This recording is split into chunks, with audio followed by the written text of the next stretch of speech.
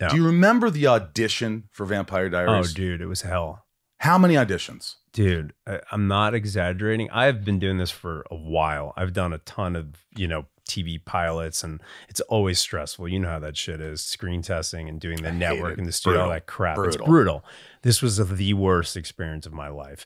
I mean, I read for Ian Somerhalder's role first, and I got a call back. Then I didn't hear from them. I told you I tested for some other shows, and then I get a frantic phone call. They've done 3 rounds of testing. They can't find anybody for this role of Stefan, the younger brother. They'll bring you in, read for it. I went in, read for it. They said, great, you're testing the next day. I went back, and I showed up, and because it started shooting in a week, they were testing, I think, 14 guys. I'm not exaggerating. They were all there? All there. I've been there. It was, they flew 2 out from Australia, 1 out from New Zealand, a few out from England. Anybody that New we York. would know? Oh, yeah.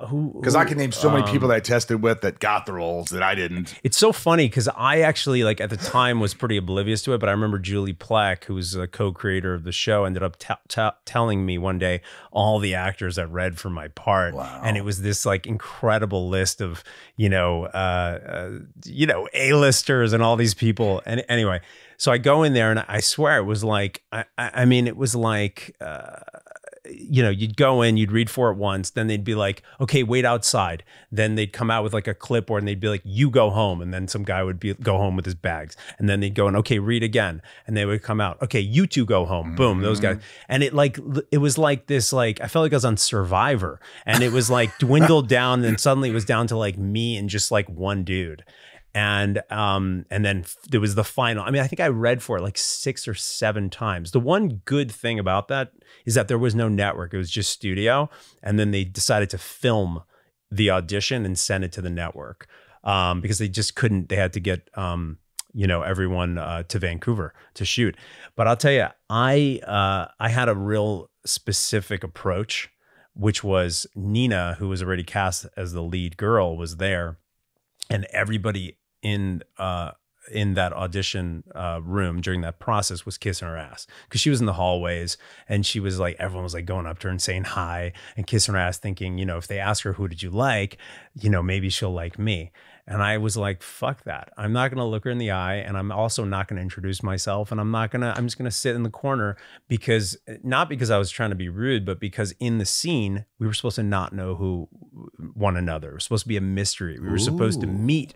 I know it's very methody. No, I like it. Fuck, use what works. We were supposed to meet in that exact moment. And I thought, well, fuck that. I want our moment to be really special. I want her to get to know me in that moment. And Nina remembers this. And I just remember her like looking over at me, wanting to say hi to me and introduce herself. And I just turned away. And I think she thought initially, like, who the fuck does this guy think he is?